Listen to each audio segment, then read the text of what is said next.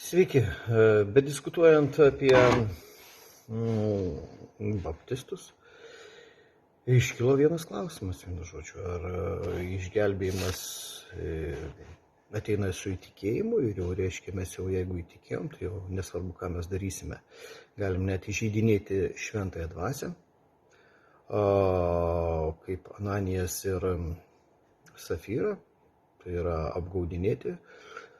Ir jeigu jie buvo išgelbėti, kaip pasakė Tadas Ivaška, tai reiškia, jie praras tik tais kūnišką gyvybę, o toliau bus išgelbėti.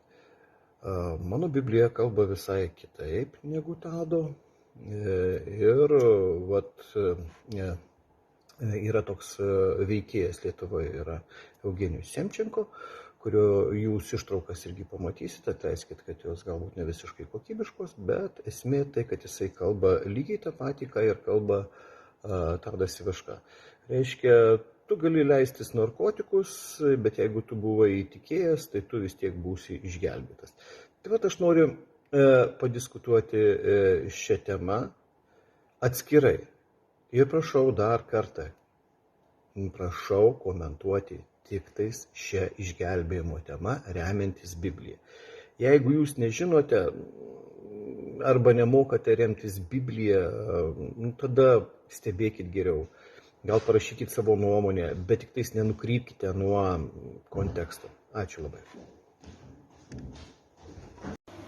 Валя, Он делает сознательный выбор jis sąmoningai renkasi не принимать в расчет и не вспоминать более наших грехов. daugiau neprisiminti mūsų nuodėmių. Ты говоришь, Бог, я согрешил. Tu sakai, Dieve, aš nusidėjau. Он говорит, когда? O Dievas klausia, kada? Так вот, только что с женой поругался. Tai va, ką tik su žmona susipykau. Не помню. O Dievas atsakė, 2000 лет назад prieš 2000 metų этот грех смыло кровь Иисуса. šitą nuodėmė jau Jėzaus buvo Кто-то nuplauta. думает, что мы вот так учим людей грешить. Kai kas mano, kad mes šitaip žmonės mokome nuodėmiauti. Rебят, вот так как мы учим, Taip, kaip mes mokome, мы учим найти вашу идентификацию во Христе. mes mokome jūs rasti savo tapatybę Jėzuje Kristuje. Потому что пока вы не поймете, кто вы, Kol jūs nesuprasite, kas jūs что вы esate, новое kad творение, jūs naujas kūrinys, вы будете жить Старым Заветом, jūs taip ir gyvensite Senajam testamente. без радости, Be с džiaugsmo, чувством вины. su kaltės jausmu. Вы знаете, как в Старом Завете искупляли весь израильский народ? Ar žinote, kaip Люди говорят, а если он умрет, вот будучи наркотики, пустит и умрет. kartai žmonės klausia, kaip būtų, jeigu jis mirtų leidžiantis jam Он narkotikus. отпал от Бога. Jis yra Этот человек atkritęs nuo Dievo, tas пустит себе žmogus наркотики leidžia savo и умрет. adatą su narkotikais ir miršta. Библия говорит, Biblija sako, кровь пролилась за него, kraujas pralietas už и jį он приобрел вечное искупление.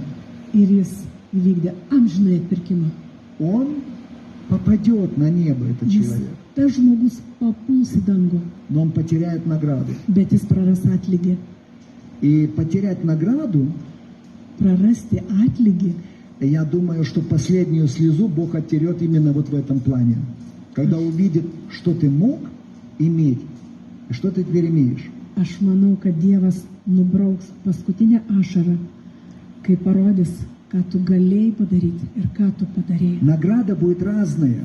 Ir tie atlygiai bus Есть skirtingi. два престола, мы изучали. Yra du sostai, mes jau tai mokėmės. Суд Христов Yra Kristaus и Белый престол. ir baltas sostas. Возле Белого престола будут все неспасенные. Prie balto sosto bus visi А neišgelbėtieji. судилище Христово O Kristaus teismo krasė это для верующих, tai tikintiesiems, где будут вам награды даваться. kur jums duos atlygius. Слава Богу! Šlovė Dievui. Štai diskusijoje su Tadu Ivaška apie išgelbėjimą, tai yra Tadas laikosi tos nuomonės kaip ir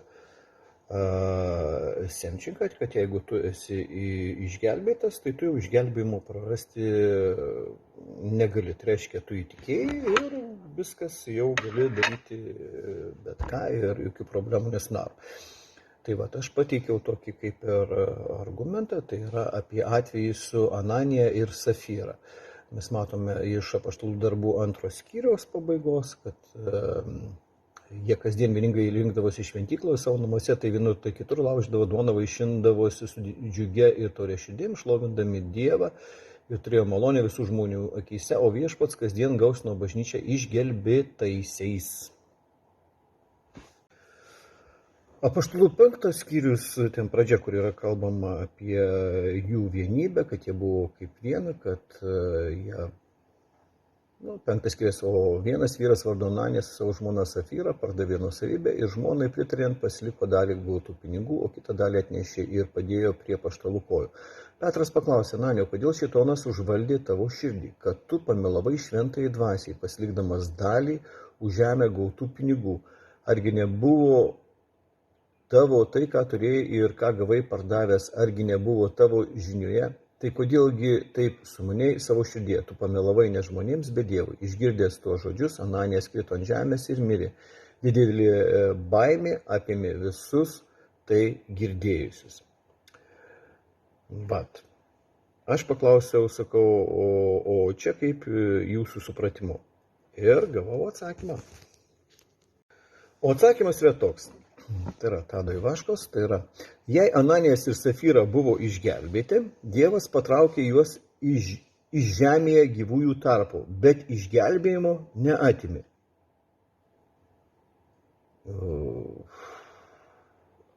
Mes matome, Ananijau, kodėl šėtonas užvaldė tavo širdį, kad tu pamelavai šventąjį dvasiai.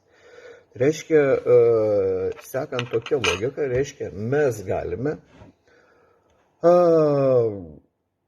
kad šėtonas užvaldytų mūsų širdį, meluoti šventąjį dvasiai ir mes išgelbėjimo, jeigu mes jau įtikėjom ir tikrai įtikėjom, stovim išgelbėjimo kely, tai reiškia, išgelbėjimo mes neprasime.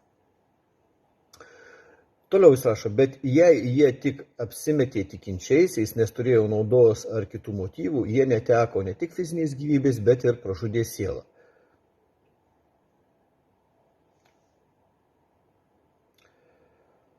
Tai vat ir klausimas.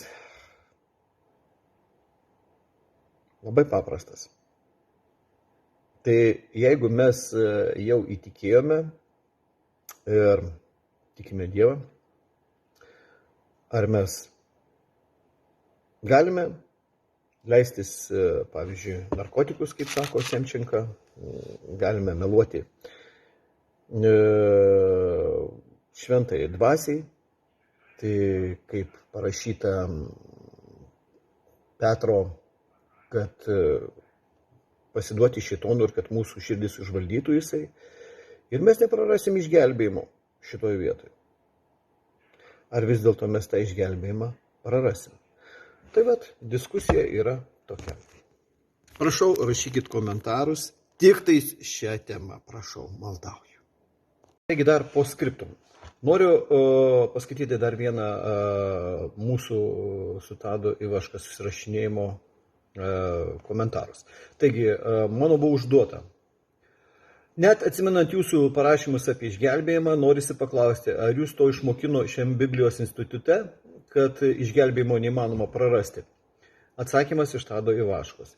Šventa dvasia parodė atsakymą dėl išgelbėjimo praradimo galimybės ir turiu tam asmeninį Dievo patvirtinimą, nuolant skaitant Bibliją ir tik po to tai sutampa su tuo, kas mokoma. Tai vat klausimas. Ar tikrai šventoji dvasia kalbėjo Tadui Ivaškui? Ir Semčenkai, aišku. Laukiu atsakymų. Ir vėl su Biblija atsakymus.